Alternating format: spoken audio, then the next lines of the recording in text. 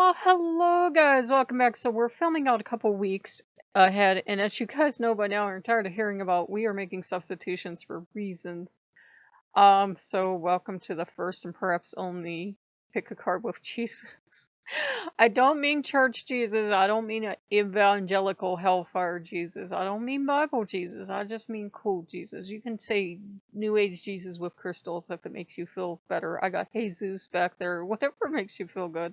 So we're going to be going with the three decks here, the Angels of Abundance. I'm excited back there. And this looks so fun.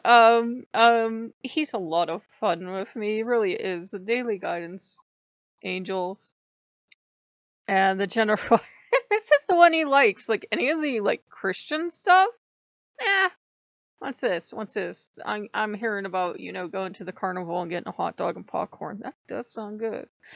Okay, so if you want, only this channel, if you want deck one, your top card is going to be, and the way I do this is I mix them and I ask the god when the energy of the deck feels right. So in case you ever wondered, and I have my deck upside down. And I don't do reverse cards. I believe me, I'm really crazed about that. Um, employment change. Okay, so employment change. Um, your career path is leading you in a higher direction with positive changes to support your dreams, priorities, passion, and life purpose. Trust these changes will help you release the old and welcome the new. You're being supported each step of the way. So I know that might be kind of scary to hear now, but employment change can often be for the better. It doesn't seem like that at first, but I know when I've lost jobs, especially lost jobs suddenly, there were a couple weeks of scrambling, but that often led to what was my best job, at least for a while. You know, I wouldn't be here if the other channel hadn't failed. So, sometimes your employment change is going to go for the good, or this could mean you're thinking about it. I'm getting a nod. You might be, looking for something. If your career path is leading up, it might be leading you up, like building your skills and everything.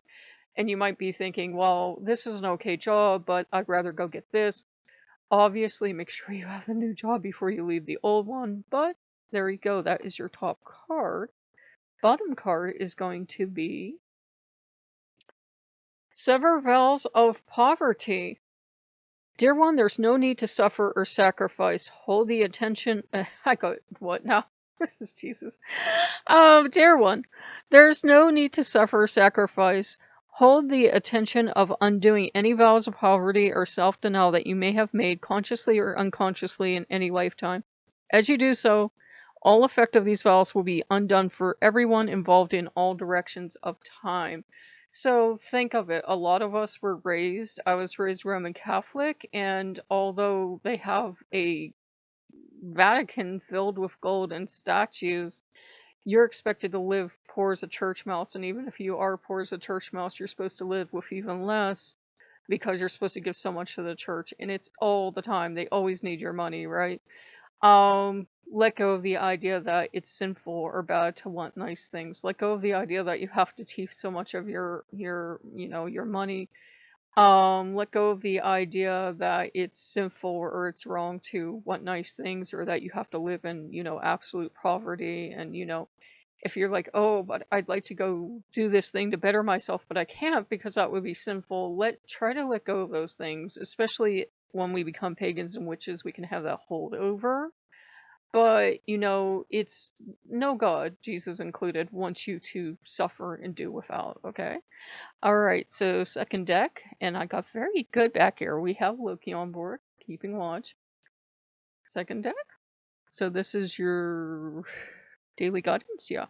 Okay, your top card is going to be, I'm just feeling like this kind of watching energy. Reward yourself. Okay, so reward yourself. I told you I have fun, Jesus.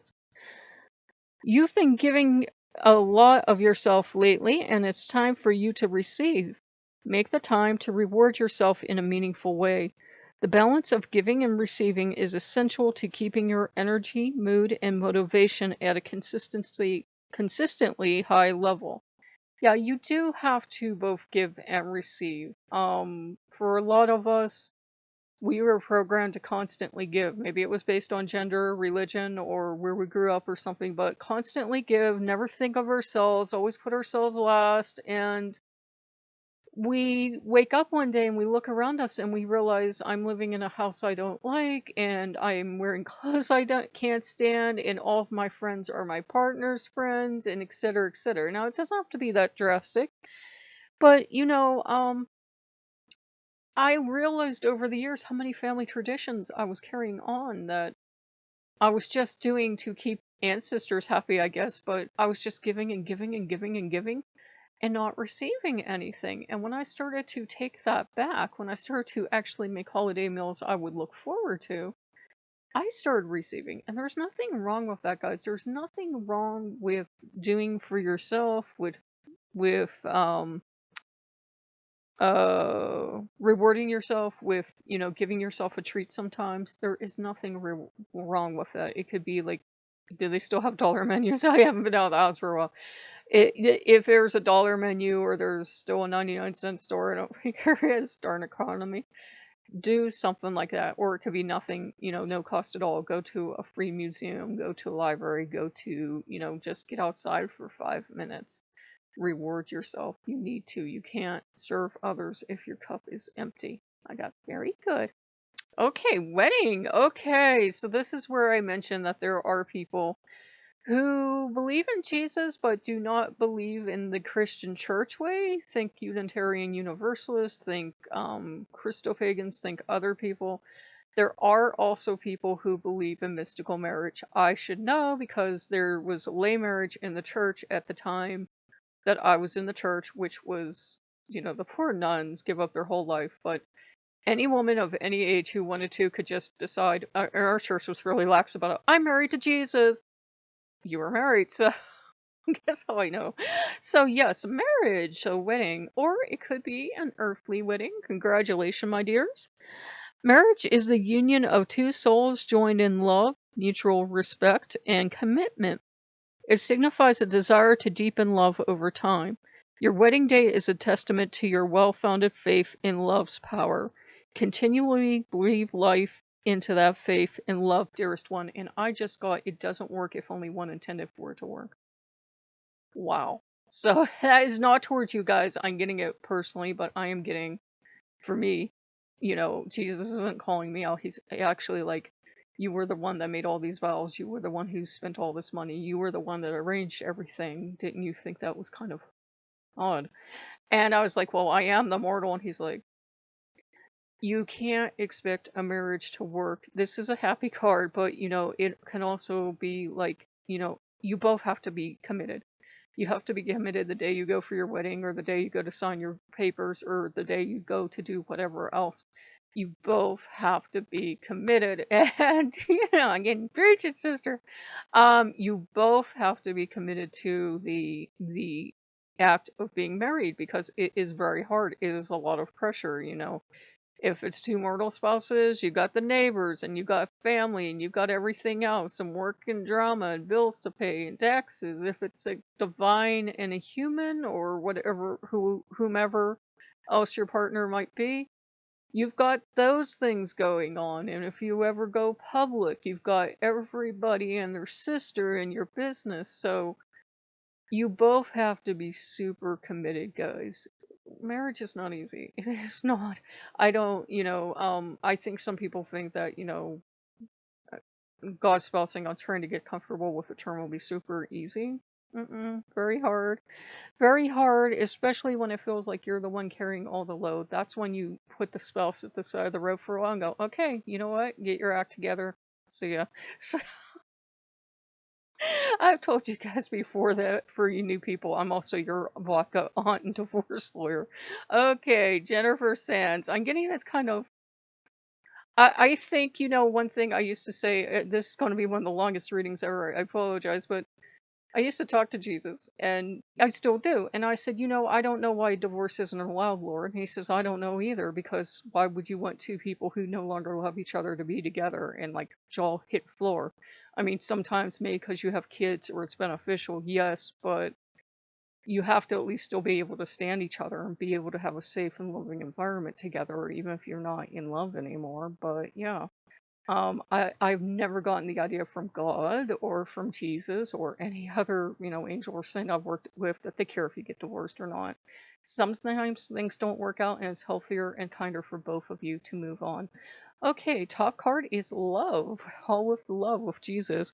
Um, Fantasies of romance or desires, daydreams, be realistic, dreams forming. So I think we just got that. I just did a reading for you guys for last week. I think we just got that last week and in that top position too. So, I'm going to try to think of, it could also just sit with it and think. If you pick that card, think of, are you daydreaming and maybe not moving on something? Because I usually find when these cards come back up for me a couple of times, guys, either one, I haven't mixed the deck and I forgot, or two, um, I'm not acting on it, or I took the wrong meaning. So, like maybe when you got it last week, we all went and did something, and then we're getting it this week, and it's like, no, you're not thinking of this the right way. So maybe it's we're daydreaming and not actually acting. Like don't daydream so much about that wonderful relationship that you never actually go out there and, ask the person out or do whatever. I get, yep. Okay, bottom is life's journey. Trust. I can see that from here, even with my eyesight. A new phase in life, new experiences, importance of trust and faith, a new adventure. So trust. This is really timely for me, and I think it is a universal, timeless reading for all of us. But you have to have trust in a God, in a partner, in the new phase in life you're going to. You want to be able to trust the people you're with.